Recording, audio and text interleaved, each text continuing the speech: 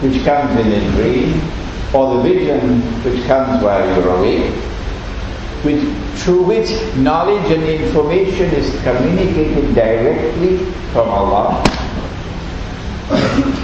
That is the last part of prophethood still remaining in the world. That weighs a lot, doesn't it?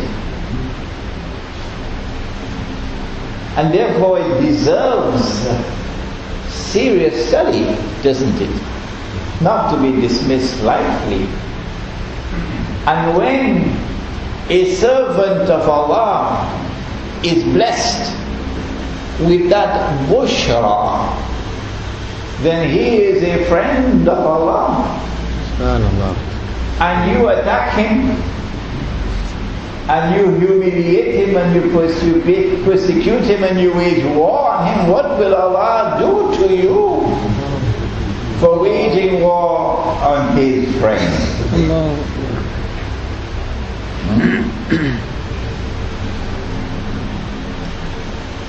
When you have a ruqya and you are asleep, when you wake up from your sleep, he said sallallahu alayhi wa sallam, number one, perform 2 rakat salat nafil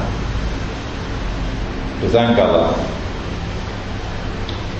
Number 2, give some charity to thank Allah. Don't go telling your dreams to everybody. No.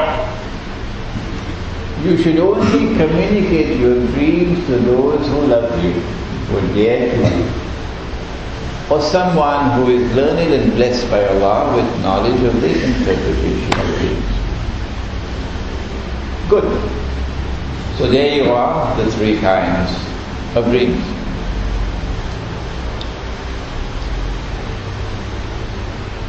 Are there dreams in the Quran? True dreams? Yes, there are.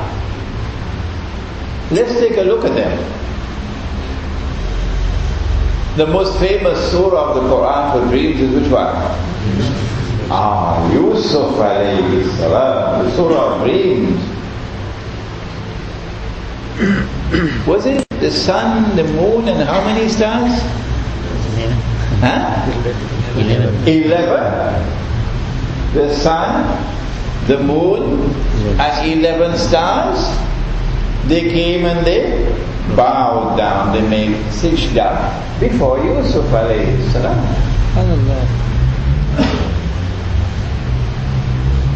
About 40 years later, Yusuf alayhi salam declares to his father, "Oh father, this is the fulfillment of the dream that I had. It was a true dream. Ru'ya sadiqa. Today it has come to pass." After 40 years, did the sun come and bow down before him? Did the moon come and bow down? Did 11 stars come and bow down? No, they did not. No, they did not. Well then, what happened? His father and his mother and 11 brothers came and bowed before him. So knowledge was communicated directly by Allah, from Allah, directly to Yusuf alayhi salam.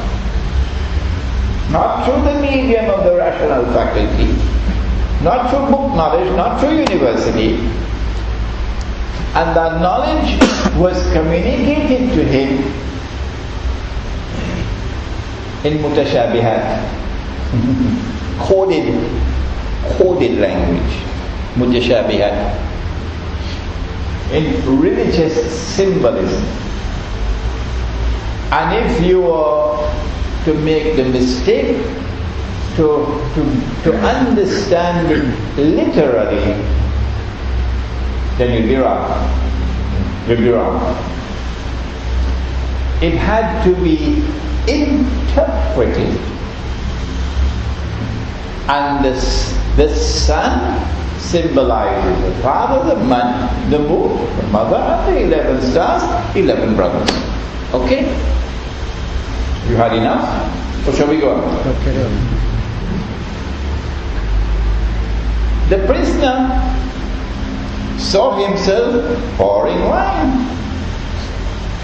and the other one saw himself with a basket of bread, and the birds were eating from the bread. If you understood this literally, then you have to wait for the basket with the bread in the basket and for the birds to be. If this is your methodology, if you insist that this is the only valid and acceptable methodology, you're going to have to wait for the basket and for the bread and for the birds eating from the bread. But no, knowledge was communicated in these two ru'ya in the form of symbolism, religious symbolism. And it had to be interpreted. And Yusuf alayhi salam correctly interpreted it, that the first one, you're going to be free. They're going to release you.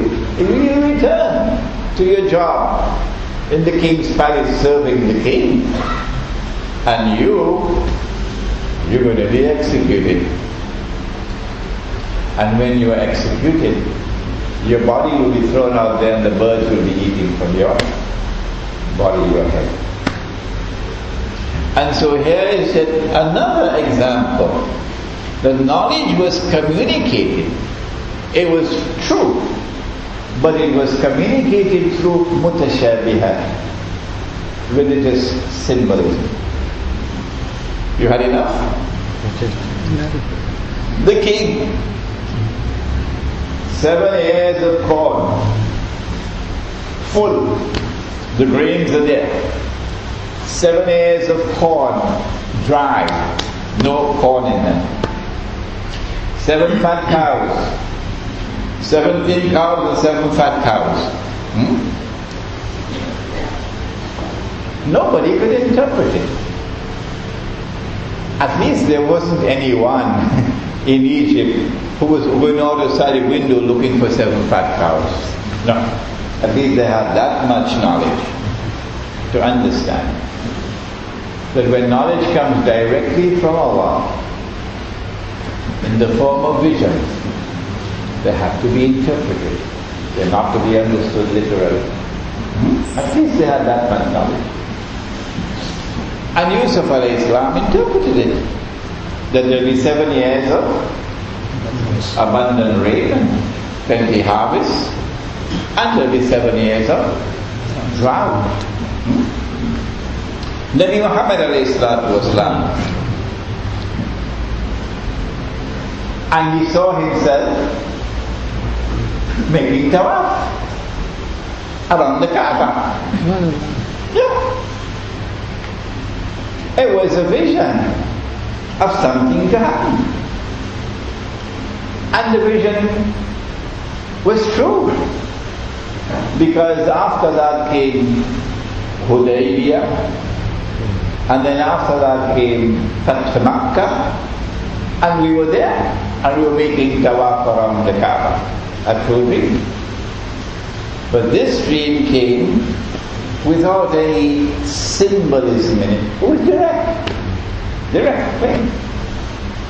And so knowledge can come directly from Allah, and it can come either in the form of symbolism, or it can come plain and straight power. Exactly what it says. These are some of the dreams in the Quran. How important is this subject?